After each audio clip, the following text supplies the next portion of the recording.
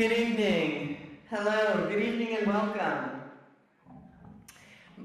Thank you. My name is Joanne Gilligan. I'm the Chief External Affairs Officer at HomeWise, and it is really my pleasure to welcome you all tonight to a discussion about parking here in Santa Fe. This is, I was saying, as people were coming in, this is like a bat signal for land use nerds, so welcome. These are your people. This is the fifth of 6 talks, lectures, in something called the Livability Speaker Series that HomeWise has been working on with many partners and with many sponsors. And so all of those groups are listed in your program. Big shout out to our sponsors and partners. Thank you so much for being involved in this with us. We also have a technique that we're using for question selection, which is this thing called Slido. I saw a lot of people on their phones on the way in, which is great. All you need to do is pull up Slido on your QR code and then just leave that browser open. When we get to the question period of the evening, that's when you'll have a chance to plug your questions into Slido. You'll also get to see other people's questions, and then we'll select from those questions for audience questions. I am very excited about our guest tonight, and I'm very excited to introduce Phil Lucero, who's going to give a little background. But before I do that, I wanted to talk a little bit about something we've been working on at HomeWise. So I love to bike. It is one of the things that brings me great joy in life, and at HomeWise we also love to think about communities that are bikeable and walkable, and how we as developers can help make our cities and our developments more bikeable. So one of the issues that we got involved in, this doesn't work, next slide please, for those who biked here, which are several of you, you all know that we have a great bike trail system that includes the rail trail, the Acequia Trail, and the river trail, and the Acequia Trail breaks down at Maze Road. So if you've ever ridden the Acequia Trail, you can hop on at the rail yard and have this really lovely experience of riding, and then you cut off into Casa Alegre, and then you hit Maze Road. And then you have to choose to either bike down Agua, which is terrifying because it's so tight, or bike down Cerritos Road, which technically has a bike lane, but might be the worst biking experience anyone could ever engage in. You're kind of alongside 6 lanes of traffic and all of these turns and lots of activity on the street. And so I, for example, live in Casa Alegre. I never bike to work. My office is on Santa Road. It's so close, and I love to bike, but I don't. And a big part of that is because the biking experience is really unpleasant. So we had heard about this, and we were like, well, I experienced it, but we also knew that this was a priority for the community, and something that people have been working on for a long time. And so we thought, how can we help on this? As a developer, we have kind of a different set of tools to use than the city, for example. So we worked very hard alongside the MPO to figure out how we could connect at this nexus point, and ended up negotiating 2 agreements. One is an easement with PNM. So when this trail is fully developed, this section of the trail is fully developed, you'll be able to ride along the Acequia, and then you'll pop through a PNM substation, decommissioned substation piece of land, and you'll hit Maze Road, and then you will jog left just a tiny bit, and you will turn right through a space where a triplex now sits that we bought. And we are going to tear down one of those units and turn the other 2 into a single-family home and dedicate that small strip of land to the city so that you can not have to ride down Cerritos Road or Agua Fria and stay on the Acequia Trail. Yes, this is really exciting. And I want to take a minute to talk about a few things. One, we have several, if not all, staff members of the MPO here. Eric and Leanne, I don't know Hannah if you're here. These folks work very hard every day to create these beautiful trail systems that we get to experience. So, round of applause for those guys.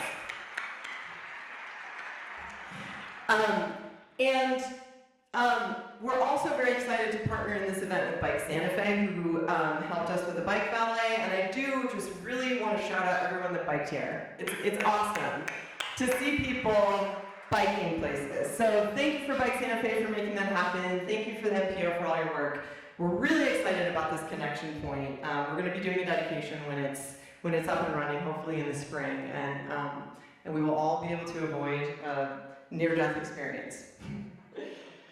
So I'm very excited to invite Planning Commissioner Phil Lucero up to the podium to provide a brief introduction to tonight's subject. Commissioner Lucero is a part of a small cohort of city councilors and planning commissioners who have been engaged in the Livability Speaker Series as an opportunity to deepen their knowledge of land use through the lenses of affordability, livability, and sustainability. By attending the lectures and engaging in a follow-up discussion about the topic, they've had the chance to envision ways that they can make Santa Fe even better through their roles as commissioners and councilors. I'd like to thank all of the councilors and commissioners who have participated in this process for their daily leadership in Santa Fe. Thank you so much. It's really nice to be in dialogue with our civic leaders who are doing a lot of work for not a lot of money, sometimes for free, and I really appreciate your service. So Phil Lucero was born and raised in Santa Fe. He currently lives 2 blocks from the house where he grew up. Phil graduated from Colorado College and received his MA in Environmental Education from the University of New Mexico. The urgency of the climate and housing crises are key drivers for Phil. He is a City of Santa Fe Planning Commissioner and serves as the Education Director for CABA, Climate Advocates Voces Unidas. He volunteers to help kids walk or bike to school safely, leads rides for a youth mountain biking program, and knows the Santa Fe streets and trails well as he commutes 30+ miles a week by bike. Please welcome Phil up to the stage.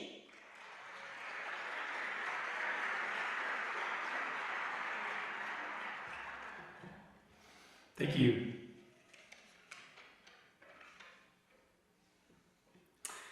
Hey everyone. First of all, I'd like to thank HomeWise for hosting the Livability Series. This just has been a wonderful experience for me to get to learn right along with my colleagues. All these great talks that I've been a part of has just been very educational, and I especially look forward to tonight's talk with Henry Grabar. So very excited about that. Henry, I also want to thank you for allowing me to come up and give this brief introduction, so I appreciate that. I also want to thank Bike Santa Fe. They're watching my bike right now. That makes me feel good that my bike's in good hands. So I want to thank them for hosting the Bike Valet. And I want to thank Leah for leading the ride. Where are you at, Leah? I want to thank you for leading the ride. Thank you. And I also want to thank Daniel Alvarado, Senior Planner for the city. He was very helpful last minute in me just kind of putting some of this together. So you'll see what we're talking about here in a minute. So yeah, my name is Phil Lucero. I was born here in Santa Fe, 2 blocks from my parents. Didn't make it very far. This is because this is a place that I love. I have a community that I love. And you know, I'm trying to do whatever I can to give back to this community using the skill set that I have. I'm an educator. I'm in the schools. I run an international climate change education program, and in that time, I'm in classrooms day in, day out, talking to kids about their future in the face of this thing that we're all facing, which is climate change. And it's gloomy, but part of what I'm charged to do as an educator in this realm is to give students hope and to help them find their entry point and how they address climate change in their own backyard. So that's a big part of what I do. It's really lit a seed in me to use my skill set whatever way I can to benefit my communities. So our city is growing. That's not a mystery. Our city is growing, and it's clear that this town is getting very, very popular. And our first indicator of how much this city is growing will be felt on our roads and in our parking lots, especially if we don't start to kind of address the elephant in the room, is that we need to look at our built environment and how we interact with this built environment. So I think we need to grow thoughtfully, taking this issue into account so that we can premeditate the strategies to reduce this stress for drivers, bikers, and pedestrians alike. I joined the Planning Commission in hopes that I could start this process of chipping away at a car-centric culture. And it's not going to happen overnight. It's not going to happen in 10 years. It's going to be a process. So I'm acknowledging that. But I want to start, chipping away and little victories over and over and over so that we can start kind of moving towards this more or less car-centric culture. Typically, the first way I view a development when it comes to the Planning Commission is through the lens of a cyclist. So if I see a red flag for how a cyclist or pedestrian interacts with the development, such as a plan that does not take into account multimodal transportation options, or where a cyclist might lock up their bike maybe, I'm quick to raise that and point that out and say, hey, what about a cyclist, right? And that's not something that's part of the discourse so far. I haven't seen that my time on the Planning Commission. I haven't seen people call that out or bring attention to that. And so that's something that I feel like it's a unique voice that I have that I'm bringing to the Commission. And city codes are what they are, and ultimately I have to vote in line with what the code says. But thankfully this code is being updated after almost 25 years. And the team that is working on this code rewrite is excellent. I'm super excited because this team is just great. So I'm super excited to see what's coming from it. I have faith and a little bit of insight that our new code will prioritize the importance of incorporating multimodal transportation. And one example might be the addition of incentives for trail-oriented developments that prioritize connection and activation along a trail. Another is that parking areas near transit centers might not be beholden to antiquated codes that require a certain amount of parking spaces per unit, and this could effectively reduce the size of parking. We could effectively reduce the size of parking.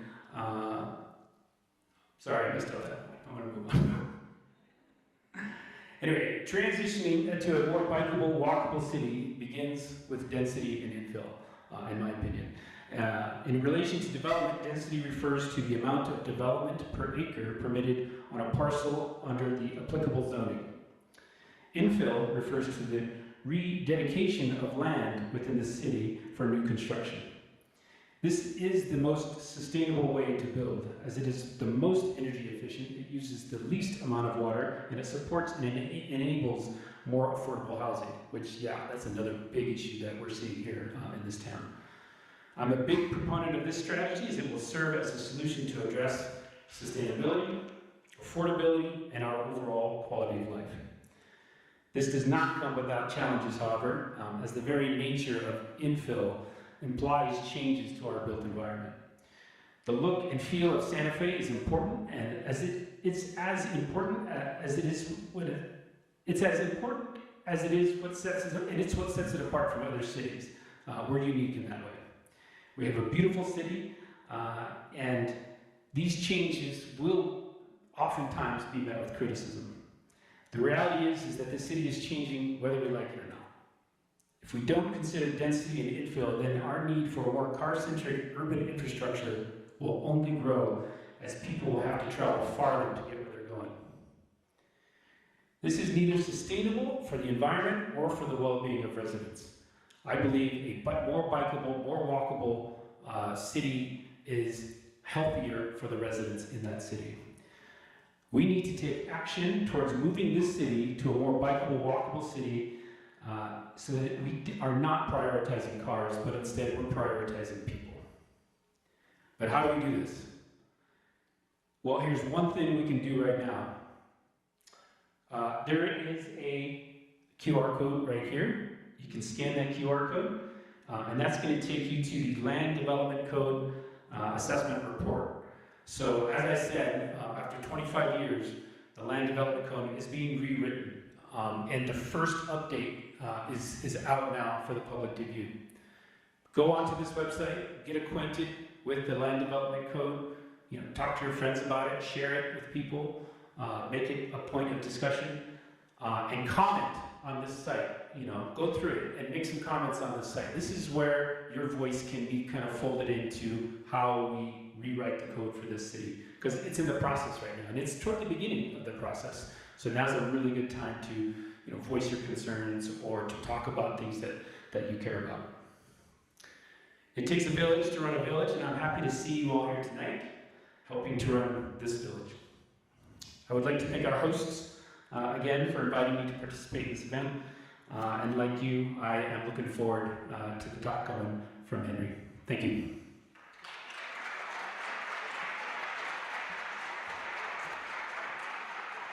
Thank you so much, Commissioner Lucero.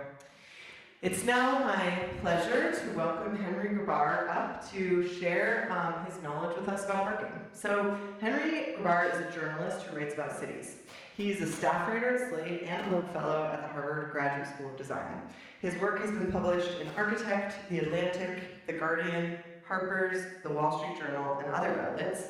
And he has produced podcasts for Dakota Ring, 99% Invisible, What Next, and other shows. He was the editor of the Future of Transportation anthology and is the author of Paved Paradise, How Parking Explains the World, which was published in May 2023 by Penguin Press.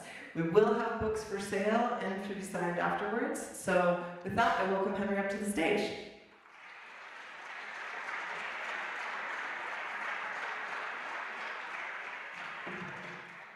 Good evening. Can everyone hear me in the back? Great. Well, thank you all for coming. Thank you for that terrific introduction, and of course to HomeWise for the invitation. It's rare to see so many people gathered in one room to talk about parking. Usually that means somebody's trying to build affordable housing in the neighborhood. But yes, so this evening I want to speak to you about one of our society's most divisive topics and provocative subjects, which of course is parking. 2 decades ago, Donald Shoup, the Pope of Parking Studies, observed that thinking about parking takes place in the reptilian cortex. That's the part of the brain said to govern aggression, territoriality, and ritual display. I think that cognitive science has moved on from this concept, but it holds true for parking. We are fiercely attached to our parking spots, whether that spot is a home driveway, an office garage, a curb in a busy commercial district, or a lot outside a supermarket. And we are attached to those parking spaces even if our possession of them is just until the next time we move the car. In fact, we are so parking brain that when the President of the United States argued that the G7 meeting should be held at his Miami area Doral resort, the first justification he gave was, there's ample parking. Next slide, please. A couple of years ago, I asked a developer in Southern California to sum up the way her clients feel about parking. And she said people tell her they need that space to bring grandma her medication, and if they don't bring her medication, she'll die. And do I want their grandmother to die? Perhaps you've been in this position. I think we've all at one time or another been the one complaining. Next slide. You get a neat illustration of this obsession in parts of the country where it snows. There's a blog in Chicago that catalogs the fantastic array of objects used to save a spot you've shoveled out. Folding chairs, children's toys, heavy machinery, nativity figurines. I've always imagined that the implication is that you or your car would be beaten with the object in question if you were to take the spot. And it is hard to imagine another domain in which the city government implicitly endorses vigilante justice, but that's what dibs or savesies actually is. And when Boston tried to limit this practice to 48 hours after a snowfall, a city councilman protested. He said, "The issue speaks to the basic principle of what it means to be an American. Like the gold miner and the pioneers, residents have a right to stake their claims." And it will not surprise you to learn that dozens of Americans are killed over parking spots every year. Next slide. So I submit to you that the pursuit of a good parking space has become the primary determinant of this country's architecture, urbanism, and environment. The mandatory provision of parking for every new every new or renovated building has been written into almost every city code, including here in Santa Fe, in statutes typically known as parking minimums or parking requirements. These laws make housing expensive, they make buildings uglier, they damage the environment, they destroy walkable neighborhoods, and they have made some American downtowns more than half parking by land area. Meanwhile, the expectation that every parking space be available, convenient, and free, that's the center of this Venn diagram up here, has poisoned our ability to manage this resource in a more sensible way. The preoccupation with parking is often the first objection raised at the prospect of a new business or some new neighbors, as parking concern freezes our urban geography and pushes new development into sprawl on the urban fringe. This obsession with parking has turned our urban vernacular architecture from this, next slide, into this, next slide. And our commercial neighborhoods from this, next slide, to this, next slide. So, how did we get here and why? Next slide. The parking problem is as old as the road itself, but it got a lot more complicated after the invention of the automobile. Americans' enthusiasm for this new mode of transport was overwhelming and immediate. In 1920s Muncie, Indiana, one woman spoke for a nation when she said she had bought a car before she installed indoor plumbing because, quote, you can't go to town in a bathtub. What followed were 4 decades of intense traffic jams as cars swarmed downtown streets. Observers believed the root of the traffic problem was parking. A large share of traffic was caused by people looking for parking, and another share was caused by people simply giving up and double or even triple parking. Next slide. And so by the end of World War II, everyone was convinced that parking was a crisis. If you can see that King Kong-like figure towering over downtown Los Angeles is labeled as downtown parking problem. In a post-war report on decentralization, the flow of businesses, people, and money to the suburbs, the Urban Land Institute, the national organization of real estate developers, concluded that parking was, quote, the most important single problem facing the central business districts of large cities today. Next slide. So cities chose to focus on increasing the parking supply. They used urban renewal to create parking lots, they built public garages, they made a seismic change to American building practices, requiring every building to have its own parking. They felt they had to, because the cost of building parking was higher than the public's willingness to pay. And by the way, lest you think this cartoon represents artistic license, next slide. This is an actual before and after of Denver. You can understand what planners were thinking when they established these rules. They could have the private sector fix the parking problem. Instead of city tax dollars funding tax-exempt garages, developers would be forced to build the parking themselves. And nearly every city adopted a long, complex code that dictated how many parking spots had to accompany every single use, from apartment buildings and schools to donut shops, nail salons, nunneries, and funeral homes. Next slide. And yes, they really are that specific. You're looking at a popular parking manual on screen, and I did look up some figures for Santa Fe, not shown. In Santa Fe, the code includes the following parking rules. For a post office, 1 parking space for every 200 square feet. For a museum, 1 parking space for every 250 square feet. For a neighborhood grocery, 1 parking space for every 400 square feet. And for a bowling alley, 5 spaces per lane. Americans may be bowling alone, but Santa Fe's parking laws for bowling alleys assume 5 separate households using every single lane. Santa Fe planners do not actually know that a synagogue requires 30% more parking area than a movie theater, as the code stipulates. All of this is dependent on urban context. But parking planners have made urban context irrelevant in our building designs. I'm going to run through some of the consequences of this misguided approach to parking in a moment, but let us first admit that when it came to creating space to park, these laws worked wonders. They created so much parking that few of us ever have to pay to park, and fewer still spend more than a few seconds finding a spot. They established suburban parking standards in every city in America. Next slide. In LA County, there are 19 million spots. It's 5 for every household, 14% of all the incorporated land in the county.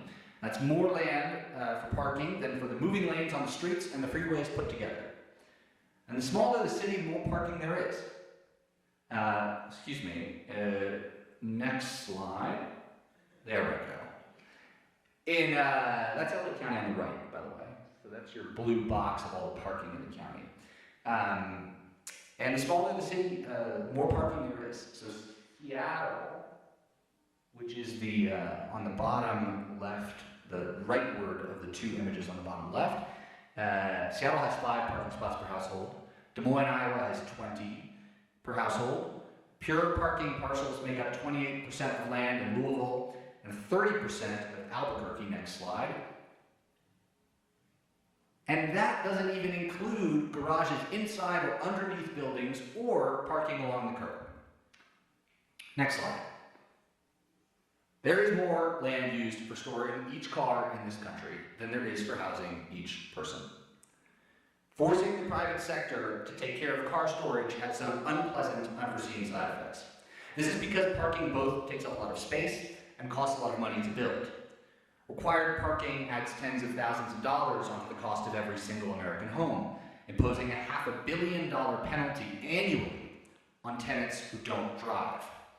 And for every completed building with a bunch of parking included, there is a blueprint for an unbuilt structure that didn't pencil out. Next slide. As a result, we have simply stopped building small buildings. Parking requirements have helped to trigger an extinction-level event for bite-sized infill apartment buildings like row houses, brownstones, triple-deckers. The production of buildings with 2 to 4 units fell more than 90% between 1971 and 2021. To build a 4-unit row house in Santa Fe, an architect would have to include 8 parking spaces, 2,400 square feet of car storage. So our laws limit housing and require parking, and as a result, we have a parking surplus and a housing shortage. Next slide. Second consequence of making a parking spot as mandatory as the front door has been in architecture. For a century, American architecture has evolved in tandem with parking laws, as increasing quantities of required parking have forced developers to move from an early 20th century vernacular, corner taverns, storefront groceries, row houses, 3 flats, etc., bungalow courts, to fast food chains, big box stores, and houses whose primary architectural feature is the garage door. Next slide. The system has made it impossible to maintain the American Main Street. Central parcels were originally developed as commercial storefronts facing the sidewalk, with offices or even housing above. Put 20 or 30 of them side by side, and there you go, Main Street. But if you wanted to open a drugstore or a florist on one of those lots in Santa Fe today, you need to provide 1,500 square feet of parking for every 1,000 square feet of leasable commercial space. More parking than commercial space. More than half your lot is parking. If you wanted to put a floor of offices above, the footprint of your building shrinks to barely more than a quarter of the lot. A totem in a field of asphalt. This also makes it impossible to renovate historic structures. One architect described buildings in her town as locked up behind a parking padlock, without enough parking to be given new life. The American architect Louis Sullivan said form followed function. Parking scholar Don Shoup says form follows parking requirements. Next slide. Which brings me to a third consequence of the post-war parking status quo. Transportation. All this required parking is a dish that only makes us hungry for more parking. Parking forces us to drive more, and the more we drive, the more parking we crave. In the early days, certainly, parking facilities rose in response to demand. But later, disappointing the planners who decided to require parking in every new building, they began to create it. Next slide.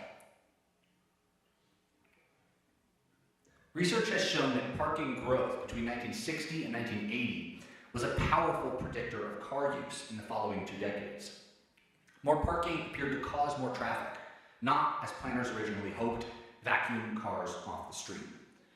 Other studies have confirmed this cause and effect relationship between parking and driving at the level of homes, offices, or commercial districts. You're looking at a chart from a Federal Highway Administration report, lest you think the source is biased. this is from this year, it shows by what percentage each city's traffic would decline, total traffic, if employers who provide free parking had to offer their employees an equivalent monthly cash bonus if they didn't use the parking. Traffic in Los Angeles would fall by 9%. It's not hard to see why. Free parking isn't just an incentive. It also degrades the urban environment to the extent that walking, biking, or transit use becomes difficult or dangerous. Buildings that repel each other like magnets of the same pole are hard to walk between. Next slide. And then after affordability, architecture, and transportation, our parking decisions have also had a terrible effect on the environment. There are the carbon emissions from all the driving, which have helped make transportation the country's largest source of emissions. Local particulate pollution, stormwater flooding during heavy rain, because all this impervious surface has sealed over prairie, farmland, and forest. A lack of groundwater replenishment for the same reason. Parking is a huge contributor to the urban heat island effect, and obviously a hostile environment for birds and bugs. The production of concrete also uses massive amounts of energy and materials. Next slide. Finally, there's the question of public space. By consigning so much of our most valuable land to one use and one use only, the free storage of private automobiles, we have so thoroughly foreclosed on the prospect of a rich public life that it can be hard to even imagine what might have been. But if you close your eyes, don't actually close them. Next slide. You can imagine a mixed-use walkable neighborhood built without parking requirements and what that might be like. So this is the part where I tell you not to despair. It sounds bad, I know, but things are changing for the better. Next slide. In the spring of 2020, for reasons that need not be explained here, city planners and restaurants simultaneously came to the realization that all this parking that had previously been considered essential to small business survival actually wasn't quite so necessary. Seating areas blossomed in parking lots and curb spaces nationwide, and for a moment, you could begin to imagine what else we might do with all this land. Next slide. Many towns, and even a few states, have now realized it doesn't make sense to require parking with new homes or new businesses. What happens when they get rid of those rules? When I set out to write this book, just 2 US cities had repealed parking minimums: Hartford, Connecticut, and Buffalo, New York. Over the past 5 years, the reform has caught fire, including in many car-oriented places. Next slide. This map from the Parking Reform Network represents all the communities that have repealed their parking mandates, in part or in total. So now we are beginning to see, was all this parking really built only to comply with the law, or was it simply the result of preference, a nation of drivers manifesting an environment that reflects our priorities? With a few experiments under our belt, we can now say that these laws did indeed force builders to pour billions of dollars in concrete for parking that will never be used. And they continue to do so in places like Santa Fe, perpetuating the endless cycle of more parking and more traffic. Next slide. Take Seattle. After the city let developers decide how much parking to build, they mostly did choose to build parking. No surprise, it's America after all. But between 2012 and 2017, a 5-year period, they built 18,000 fewer spaces than the old laws would have required. At the going rate of a Seattle garage, that's a savings of $500 million in parking structures in one city over 5 years. Next slide. And it's not just that housing gets cheaper. Different types of housing become possible. When Miami relaxed parking minimums a few years ago, small townhouse developments began to crop up in the city's core neighborhoods. When California stopped requiring accessory dwelling units to include their own parking spaces, tens of thousands of garages were converted into granny flats and backyard cottages for seniors and singles. That's a big win for American architecture, for housing choice, for affordability, and for the environment. Next slide. But what happens to the drivers? Are we moving back into a world of pre-war parking chaos? As it turns out, the answer is no. The drivers are fine, in part because we have to work through our excess parking before we come close to a shortage, but also because if we reorient our municipal policy away from parking, we can make decisions that, in turn, reduce the need for parking. Instead of focusing on the supply of parking, like our mid-century peers, we can focus on the demand for parking. Next slide. For example, we can design streets to make it easier for people to travel on foot, on an electric bike, in a golf cart, on rollerblades, and so on. Often this requires removing on-street parking spaces to create a safe lane for these mobility alternatives. But if you build it, they will come. Half of all trips in the United States are under 3 miles. Not just in major metro areas or dense urban cores, in the entire country, half of all trips are under 3 miles. It's a distance that could be comfortably covered on an electric bike, in a golf cart, etc., if we made these streets safe enough for people to feel comfortable doing so. And if we were to take all this parking and permit ourselves to do something else with it, there would be so many more things. Schools, cafes, gyms, parks, stores, within walking distance. Without so much required parking, we could build closer housing for teachers, firefighters, senior citizens, young adults. Commutes would dramatically shrink if working-age people could find appropriate and affordable housing in high-opportunity places like downtown Santa Fe. That means better opportunities, but also less traffic. Seniors could downsize and age in place in the community they know, and young adults could move out of their parents' houses. Next slide. Cities can also take a new approach with the parking supply. They can encourage uses with different schedules to share parking, like a courthouse and a bar, or a church and a school. They can ask businesses who want parking to pay for a section of a public lot instead of tearing down the building next door. Because once people are parking a little further away, they become ready customers for everything that's on their path. And finally, cities can employ technology first invented a century ago in Oklahoma City. Too often, cities have forgotten the original purpose of the parking meter: to manage and organize that precious interface between streets and buildings, to sort drivers according to how long they need to park and how much they want to pay. Instead of everyone competing for the same 40 spots on Old Santa Fe Trail, long-term parkers pay less to park in garages and walk more, and short-term parkers pay more, park in front of their destination, and walk less. Next slide. And by enacting these policies, cities can actually reduce how much parking they need. Here's an example. Seaside, Florida has long done a good job on several of these policies. Most people park their cars on the street, so the houses don't have that blank-faced wall of garage door. The streets are narrow and paved with brick, lined with parked cars, which makes drivers go slow. And that in turn makes them comfortable for kids on bicycles or parents with strollers. Furthermore, businesses downtown aren't required to have their own parking. Instead, they share parking, which reduces operating costs, gets customers out on foot, and preserves the tight-knit feel of the downtown. Next slide. But Seaside's Achilles heel with respect to parking was that for a long time, all their public parking was free, and the town square was essentially a giant parking lot. And that meant people would circle round and round, waiting for a spot, creating traffic jams, and parents had to keep a close eye on their kids because of all those circling SUVs. During COVID, however, Seaside was all but empty, and that parking lot was turned into a plaza. People loved it. I spoke to Andres Duani, one of the town planners, and he had told me that it was the least favorite space he ever designed because it was so full of cars.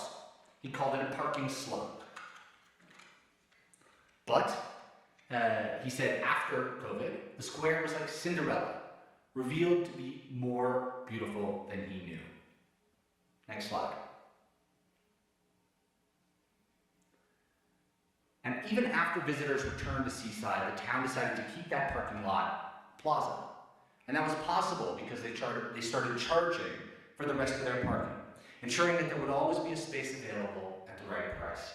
It turns out that demand for parking isn't fixed. Families where teenagers used to drive their own cars now come in one. Visitors who just wanted to go to the beach parked further away for free. Others came to town on their bicycles. For anyone planning to drop a bunch of money on a meal or a dress downtown, the parking fee was a small price to pay for instant access to the city center. With shared parking, with managed parking, we would not need as much parking. And so the question becomes, what might we do with the curb? Next slide. We could create tiny parklets, patches of public space where older people, teenagers, and parents can sit and chat. We can build bike lanes, because no one should die riding a bike. We can plant trees to shade the streets. We can restore patches of native grassland, which will draw in birds, bugs, clean and cool the air, and soak up stormwater before it floods people's houses. The promise of this reform is not to punish drivers, but to liberate them. Without parking baked into our streets and architecture, how many more people could live in walkable places? How many car-dependent places, freed from parking laws, could grow into neighborhoods where people could ride bikes? Where a family with 3 cars could get by with 2, and a family with 2 cars might manage with just 1. In that world, it would be easier, not harder, to find a spot, and much easier to live in a place where you would not need to drive quite so often. Kids could walk to school, and adults to the grocery store. In a world with better parking, there might be fewer places to park, but in place of those old parking spots would emerge a city so much richer and fuller and fairer that we would not think twice about what had been lost. Thank you very much. Next slide.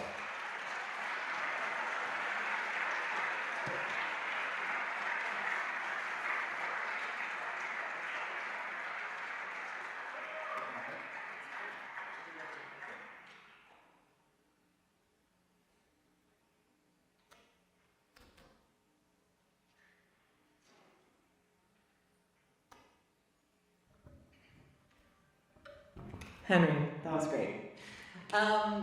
So I read your book a couple of months ago, and anyone who knows me knows that I have since been telling everyone, I read this really great book, you should totally read it. And then they're like, oh really, what's it about? And then I'm like, parking. And then they give me like this kind of look. And I'm like, no, it's amazing, it's so good. And so when you were working about parking, if you talk to people, you might have gotten that look a few times. So I'm curious, like, what gave you the confidence and the interest to write a book about parking? There's 2 types of looks that people give you when you tell them you're writing a book about parking. There's the blank look, but then just as often, there's the torrent of a lifetime's worth of philosophy and strategy and everything else that people have accumulated, right? Because I think, indeed, I think if we were to open this up, I think each of you could probably get up here and give a little presentation on parking, because it is such an intimate part of all of our lives in this country. So, but to answer your question more fully, I think I am a journalist, and I wrote story after story about all these different subjects. There's stormwater flooding, or affordable housing, or bus lanes, and every single time parking would come up as the kind of core issue that was preventing us from making these changes that we wanted to make. And I think I became convinced that it's not that people care too much about parking. I wouldn't tell you that you should care less about parking, but that our obsession with parking actually impedes us from achieving goals that we all share and that we all actually hold, that we hold more closely than the need for a parking space. And so it's realizing the trade-offs that we make by asking for better parking. That was the sort of pitch. That's great. You're right, the perception of limited parking is a bedrock truth of American communities. You know, I just find that rings so true. For example, here in Santa Fe, we had a parking study commissioned 2 years ago, and it says that outside of big events, which we have a lot of, like the folk art market or the Indian market, our peak demand of our metered parking downtown, it tops off at 90%. Surface lots at 75% and garages at 50%. So that means there's parking, even when everyone wants to go downtown, as long as it's not some big event. But I think if you asked a Santa Fe, do we have enough parking downtown, vast majority of people would say no.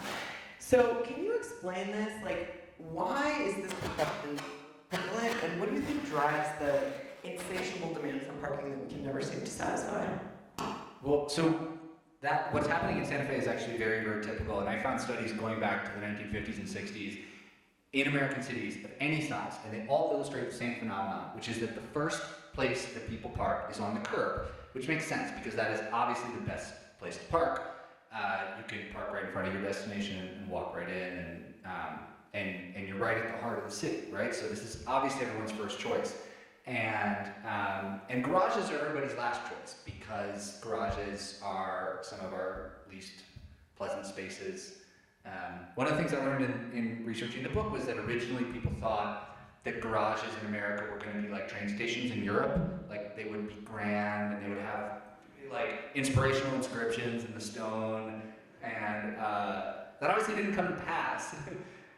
and so you wind up with a situation where a city like Santa Fe builds garages to try and give people a place to park, but because they're priced at the same rate as the streets, people obviously prefer to park on the street. So there was an interesting experiment that took place in San Francisco a couple years ago where they started charging more for street parking than for garage parking. And they found that people who were interested in parking for a long time would be nudged to park in the garage. And that would save that street parking for somebody who needed to pick up a package or run in and get a coffee or whatever. And so in that way you use the parking supply more efficiently, and it sounds like from the study that that's something that's needed here as well.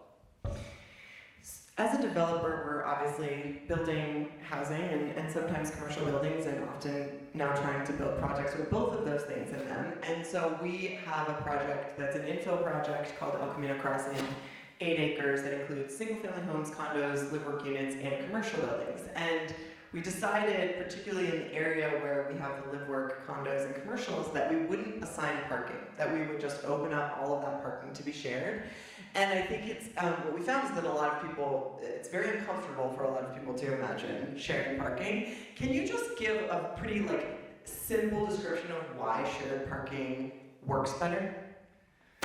Well, I think for 2 reasons. I mean, the big thing about shared parking is that it taps into the core efficiency that makes cities work, which is different use at different times, right? Like, subway gets used by some people during the day and some people at night, and the water supply gets used by some people during the day and some people at night, and this allows us to basically have nicer things and use them more efficiently. And this is the case with parking lots as well, and it's particularly egregious for parking because we have these land use codes that require every building to build all this parking to the maximum potential occupancy, like the busiest possible moment of the year.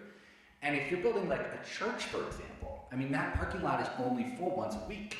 And so what is happening with it the rest of the week? I mean, there are people in churches who are thinking really hard about this issue and thinking about how churches can better use their parking assets, but it's not really happening elsewhere. And there's office and residential is one of the easiest matches you can make.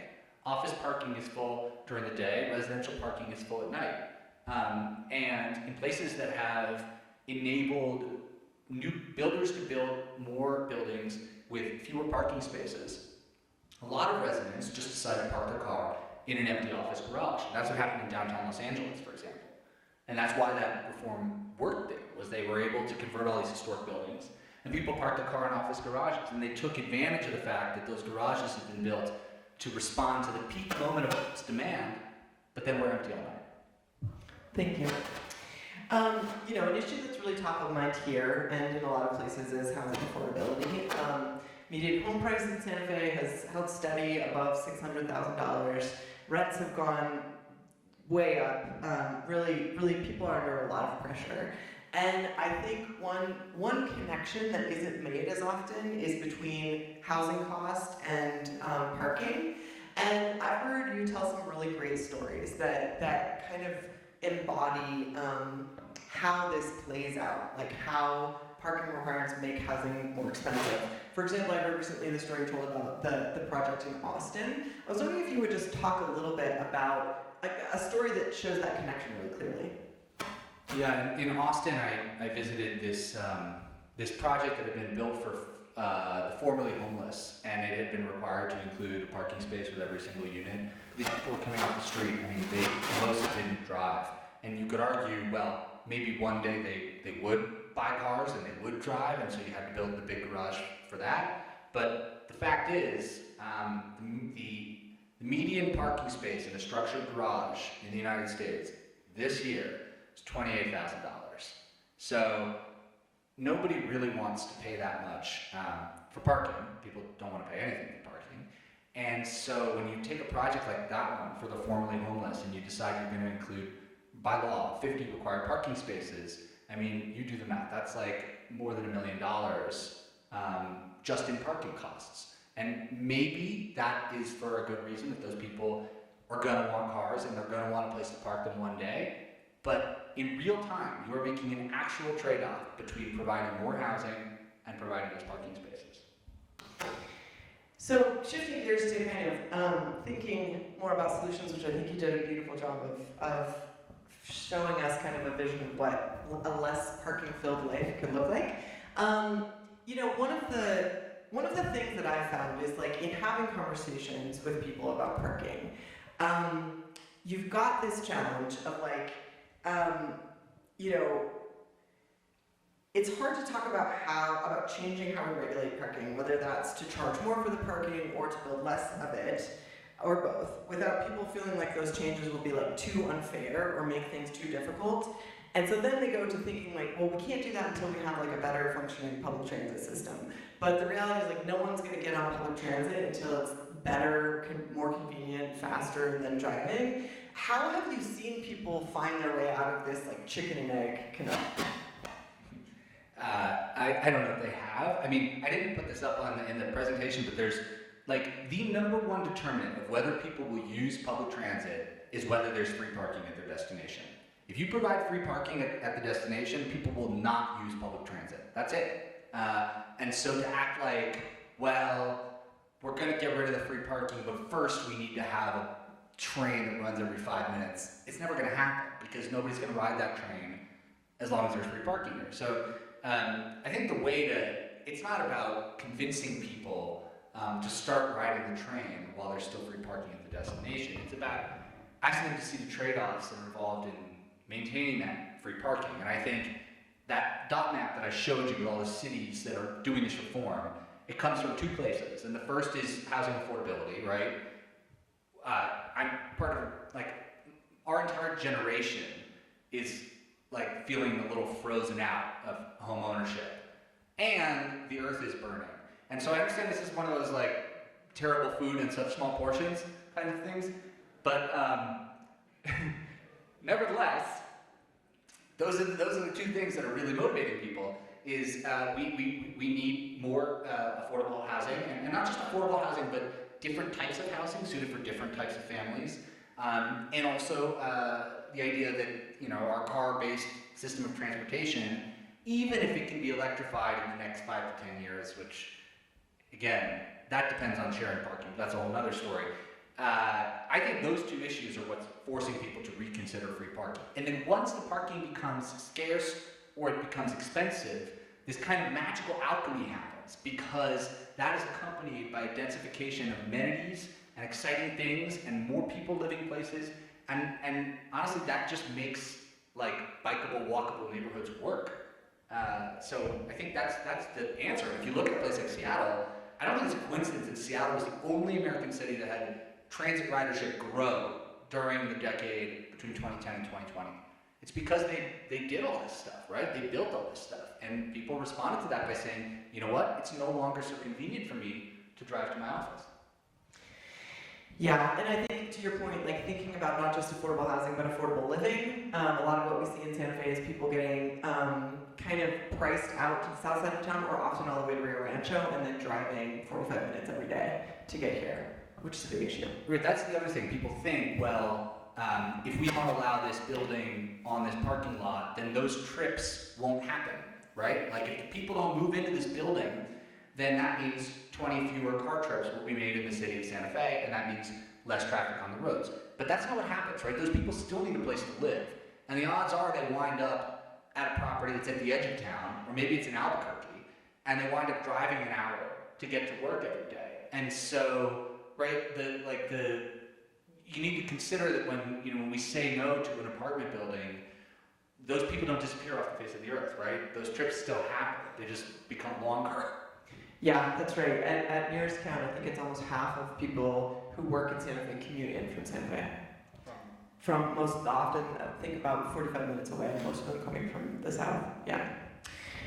So I'm a person that loves to go places and walk and bike, because I just think like when you walk through a city or you bike through a city, you just see it in such an interesting way.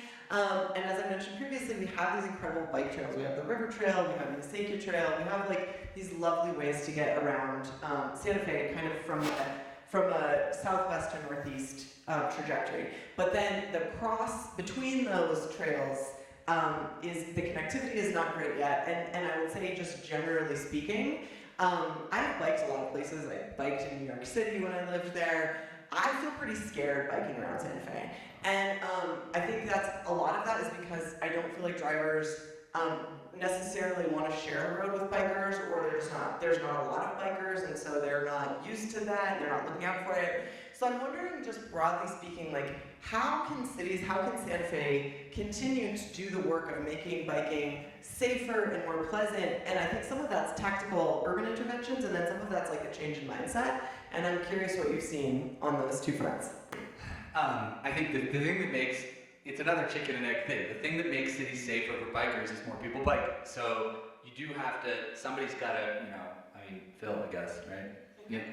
Someone's got to get out there and show the drivers that they need to slow down and expect that bikers are going to be around. But actually, I think as far as political change is concerned, I think that the biggest thing that changes both, I think this is true for both biking and also for quality public transit, is to get elected officials who use the services that they control. And that is a surprisingly rare thing. Even in cities like New York and Chicago, the elected officials rarely use the transit systems that they supervise and manage, and it's often because they have free parking, by the way. So it all comes back to parking. But actually, so California recently did a pretty ambitious thing where they decided that any building that's within a half mile of a frequent transit station no longer is told how much parking to supply. They can do however much parking they want. And the guy who had held up this law, because it had been proposed several times, in Sacramento, was from a suburb of Los Angeles. And the reason he changed his mind about this law, and it became law, was because during the pandemic he started riding a bike. And I think there is this like magical thing that happens when you ride a bike and you see the world differently. Like this thing where when you drive everywhere and you see everything through your windshield at 55 miles an hour, like it does color your vision of the world. And I think the same is true of biking. So I think it's kind of a cop-out, but I do think getting elected officials on bikes, even if it's just like once a year, like just to start something. No, it really changes the way you see a city, for sure. I just have one more question for you, and then we'll open it up to audience questions. But I'm a person that thinks a lot about parking. I interact with parking in my work. I'm often pushing for projects to go below the parking standard, the minimums required, and I just kind of in preparing for this came across a new way of thinking about this, and I was wondering, I guess what I'm wondering is, do you think this is a shift that is this where we're going? So I was reading up, this is probably old hat to you, but I was reading up about this, and I was reading someone talking about how I think they had just done away with parking minimums in Norman, Oklahoma. So if you get rid of parking minimums, it means that you're no longer requiring, for example, 5 parking spots for every bowling lane alley. The bowling alley owner, when they're developing a new project, is like, I think I'm going to need this many parking spots. And the way they describe that is like, let the market tell you how many parking spots you need, rather than a regulation tell you how many parking spots you need. And for me, that was like a light bulb, because it was like, oh, of course, if we got rid of parking minimums, it's not like parking wouldn't get built. It's like it would get built by the people who have to own that decision, like the developer who has to rent that building, or the business owner who has to run that restaurant. Do you think that's the shift in thinking that we're headed towards? When I feel like there's like a liberal and conservative version of the parking reform. I think I already talked about some of the liberal motivations are like, well, climate change, housing affordability, yada, yada, yada. Conservative interest in parking reform is like, can you imagine a more, bizarre requirement that the government is telling me what to do with my property? Like, on top of everything else, you're gonna tell me how many parking spaces to build? Like, it is ridiculous. And so I think this does resonate with people who have a more market-oriented mindset. And again, as the evidence demonstrates, and there's we could talk about this all day, but so Buffalo did this, and what they're seeing is that, yeah, people are still building parking, but it's concentrated in mixed-use developments. And again, because those are the places where you can take advantage of that shared parking. And of course, nobody wants to build something with no parking and then find out there's no market for it. And so I think what we're doing is we're testing it. And one of the points I keep coming back to when I think about this question is do we really want all this parking? And then it's what are the most expensive places to live in this country? What are the most expensive places to live in Santa Fe? It's always places where you can walk to a bunch of nice restaurants and walk to school and all this other stuff. And so if anything, I feel like those types of places have been underbuilt. And I think that's a market-oriented answer to your question. Last question, are you calling me a Republican? Just kidding. Veronica. For local governments, do you think it would be prudent to increase the cost of city-owned street parking to fund increases in public transit? Or are there other innovative uses you've seen? So the Don Shoup's big theory of street parking and how to get people to want to pay for street parking is that money has to be used locally in improvements that are tangible to the people who are paying for the parking. Now, in some places like Boulder, Colorado, they have used the meter money to give free transit passes to every employee downtown. So that is one thing you could do with that. Santa Monica and Pasadena in California and the Los Angeles area, they have used that money to build, Santa Monica uses it to build garages and also to fund street improvements, right? So benches and street trees and stuff. So I think this is a broader problem with street parking enforcement, is that it's clearly punitive and oriented towards making money for the city government. And this is why I try to emphasize the fact that the original purpose of the parking meter was not to wring money from motorists' pockets quarter by quarter. It was to organize and manage this street space because we just had no other way of doing that. And so I think in places that approach this in good faith and explain exactly what they're doing, I think whether the money goes to public transit or something else, people begin to see the benefits. And I think one of the big benefits, right, is being able to find a parking space. I mean, paying for parking is annoying, but what's more annoying than that is showing up and having no place to park. And I think if you illustrate the trade-off in those terms, then people can come around to the idea, oh, these parking meters are pushing long-term parkers, employees, for example, a little further away, and they're opening up spots for me. You somewhat just responded to this, but I think it's still a helpful question. How do you protect low-income residents if we go to demand pricing or make some of the changes you've proposed? That is a great question, and I think maybe a blind spot for a lot of people who are very market-oriented in their thinking about parking pricing. And I would say two things to that. I would think, number one, it would be a mistake to expect parking policy to solve the problem of inequality in American society. So, no, I'm serious. People are well, and I think parking policy is often seen as a consolation prize because we've been unable to provide affordable housing that's close to the city center. It's well, all right, we're not gonna let you live here, but we'll still let you park for 50 cents. And that to me is just and again, we've already talked about the fact, it's that very parking policy that is impeding us from providing that housing.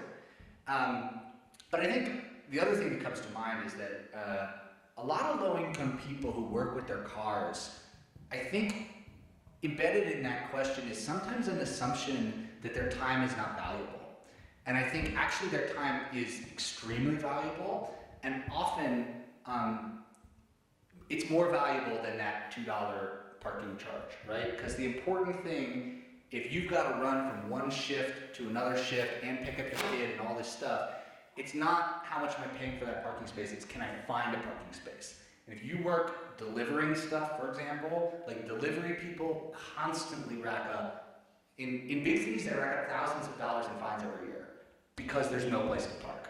And so again, if you think of paying for parking as related to that parking shortage, I think that the actual shortage of places to park is probably a bigger imposition than the $1.25 that you feed into the meter. Thank you, Henry Grabar, so much for talking with us about parking tonight. Thank you. It's been